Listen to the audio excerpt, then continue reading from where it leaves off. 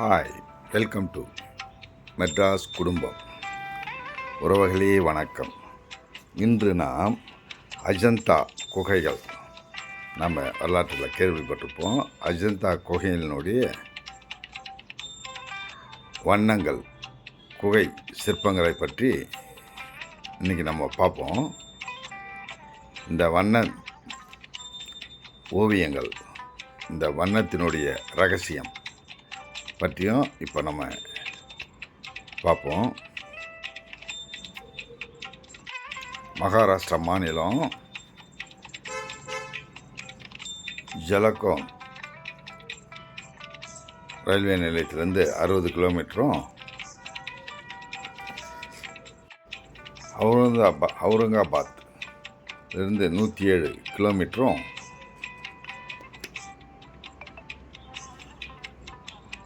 இந்த அஜந்தா குகை செல்ல தூரமாகும். இங்கே அஜந்தா கிராமம்னு ஒரு கிராமம் இருக்குது. அந்த கிராமத்துலேருந்து 12 கிலோமீட்டர் தொலைவில் மலையில் இந்த குகை, குடைவரை குகைகள் அமைஞ்சிருக்கு. இதனுடைய காலம் கிமு 2 முதல் கிபி 6ஆம் நூற்றாண்டு வர ஆராய்ச்சியாளர்கள் கூறுகிறார்கள். இங்கே மொத்தம் 30 குகைகள் இருக்குது.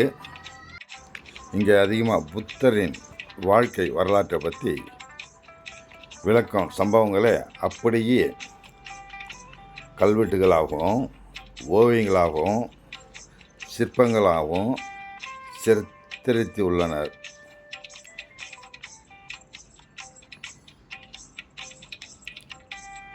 இது ஒரு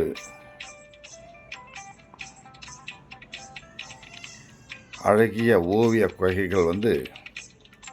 அந்த காலத்தில் எப்படி இந்த மாதிரி ஓவியங்கள்லாம் வரைஞ்சாங்க, 2000 வருஷத்துக்கு முன்னாடியே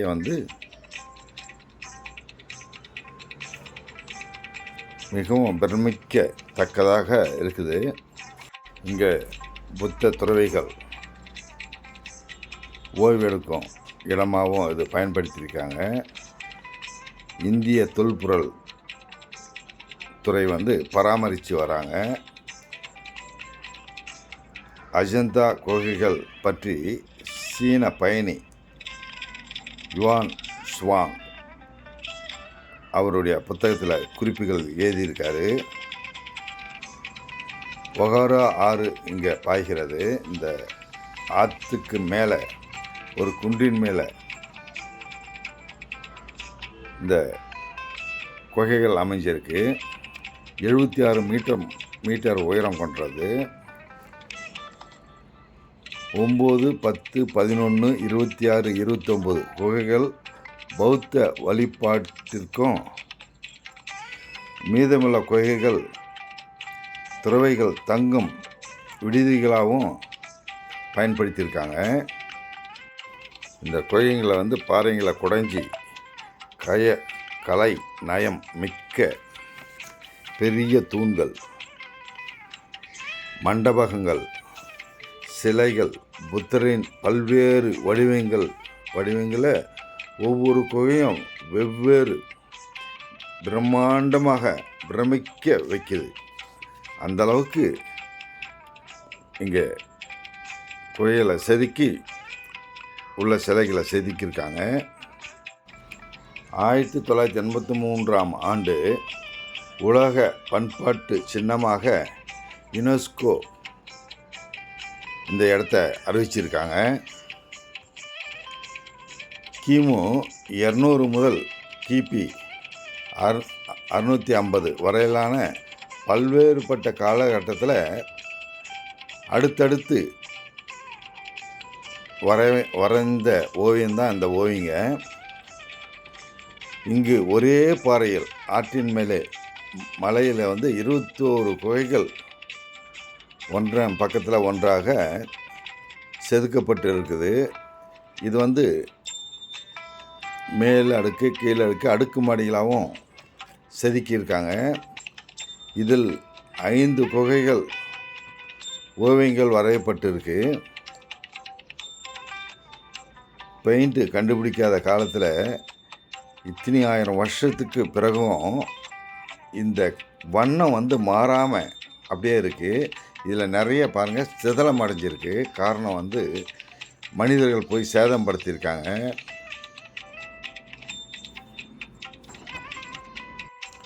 இதில் வந்து சுவரில் மட்டும் அவங்க ஓவியங்கள் வரைஞ்சி வண்ணம் தீட்டல. மேலே நம்ம செவுத்துக்கு மேலேயும் வண்ணம் தீட்டி மேல் பகுதியும் பல வண்ணங்களை தீட்டியிருக்காங்க. அறைக்கு மேலே ஒரு வசதியும் இல்லாத அந்த காலத்திலேயே மேலெல்லாம் வண்ணம் எப்படி தீட்டினாங்கன்றதே ஒரு ஆச்சரியமும் பிரமிக்கும் தக்கதாக இருக்குது. பழங்காலத்தில் அவங்க ஓவியம் வரைய பயன்படுத்திய முறை நம்மை வியக்க வைக்கிறது.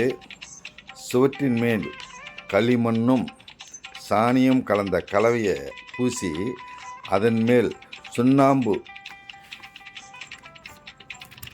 சாந்து போல கெட்டியாக செஞ்சு பூசப்பட்டு இறுகப்பட்டு அந்த இடத்தில் பல வண்ண கூழாங்கலை அரைத்து கூழாக்கி சாந்தாக்கி உருவாக்கி நிறங்களை, அதாவது வரைந்த ஓவியத்தின் மேலே அந்த கல்லுங்களை அரைச்ச கலராக ஒவ்வொரு கலரும் கல்லுங்களை அரைச்சி தனித்தனியாக வச்சு அந்த ஓவியத்தின் மேலே பூசி சுண்ணாம்பு சாந்து இறுகிறதுக்குள்ளே வரையப்பட்டு விடுவதால் வந்து கூழாங்கல் பசை வந்து உறுதியாக அந்த சுண்ணாம்பு கலவை காஞ்சதுமே உறுதியாக பிடிச்சிக்குது. அதுபோல் தான் இந்த அவங்க முறை வந்து செஞ்சுருக்காங்க. அந்த வண்ண கலரில் வந்து வண்ண கூழாங்கல்களை எடுத்து அரைச்சி அதை வந்து அவங்க செஞ்சுருக்கிறதுல வேறு எந்த தாவர வண்ணங்களை பயன்படுத்தினாலும் இந்நேரத்துக்கு வந்து அது வந்து போயிட்டுருக்கோம். இன்றைக்கும் பொலிவோடு இருக்க காரணம் வந்து இது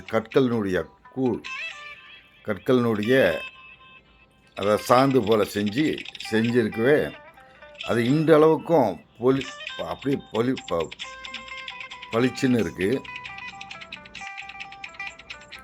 அதனால்தான் 2000 ஆண்டு கடந்தும் இன்றளவையும் புதுசாக காட்சி அளிக்குது.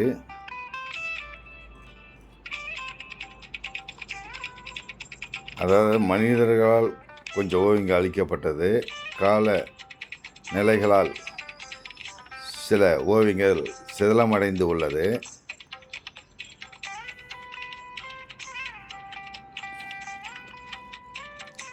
மனித உருவங்களை வரைஞ்சிருக்காங்க. எல்லாமே வந்து உயிர் ஓட்டமாக தத்ரூபமாக காணப்படுது.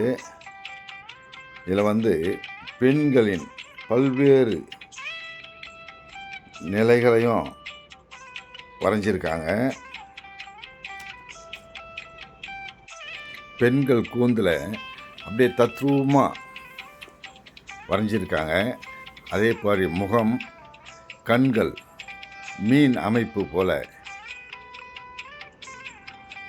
மிகவும் அழகாகவும் நேர்த்தியாகவும் பெண்களுடைய கண்களை வந்து வரைஞ்சிருக்காங்க. அதே போல் இடை, நம்ம இப்போ சொல்லுவோமே கொடி இடையா அதுபோல் ரொம்ப நேர்த்தியாக எல்லாமே வந்து அப்படியே ஒவ்வொரு ஓவியமும் வந்து அவ்வளோ தத்ரூபமாக வரைஞ்சி வண்ணத்தில் வரைஞ்சிருக்காங்க. இந்த விரல் நகமெல்லாம் அவ்வளோ தத்ரூபமாக வரைஞ்சிருக்காங்க. நம் இந்தியா நாட்டின் பெருமைகளாக 2000 வருஷத்துக்கு முன்னாடி நம்மளுடைய கலாச்சாரத்தையும் நம்முடைய திறமையையும் ஓவியத்தையும் இது வந்து எடுத்துக்காட்டாக இருக்குது.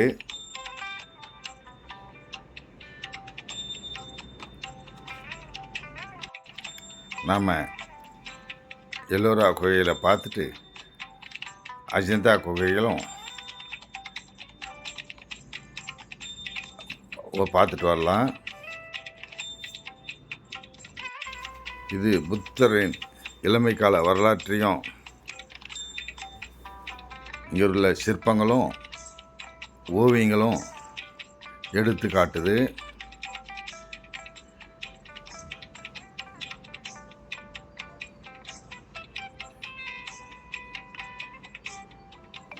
இது போல் இடங்களுக்கு கண்டிப்பாக நாம் சுற்றுலா குடும்பத்தோடு செல்வதோட பிள்ளைகளை கொண்டு போய் காட்டினா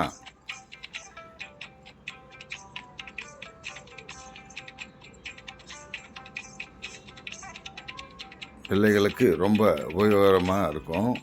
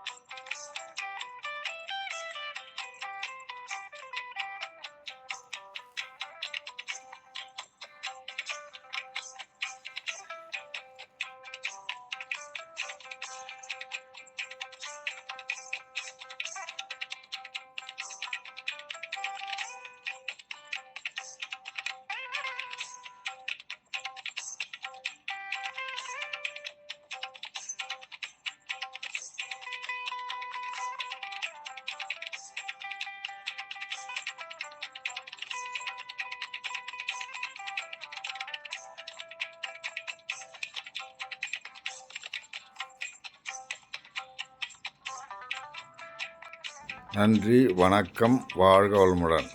சப்ஸ்கிரைப் பண்ணுங்கள், ஷேர் பண்ணுங்கள். வாழ்க வளமுடன். நன்றி.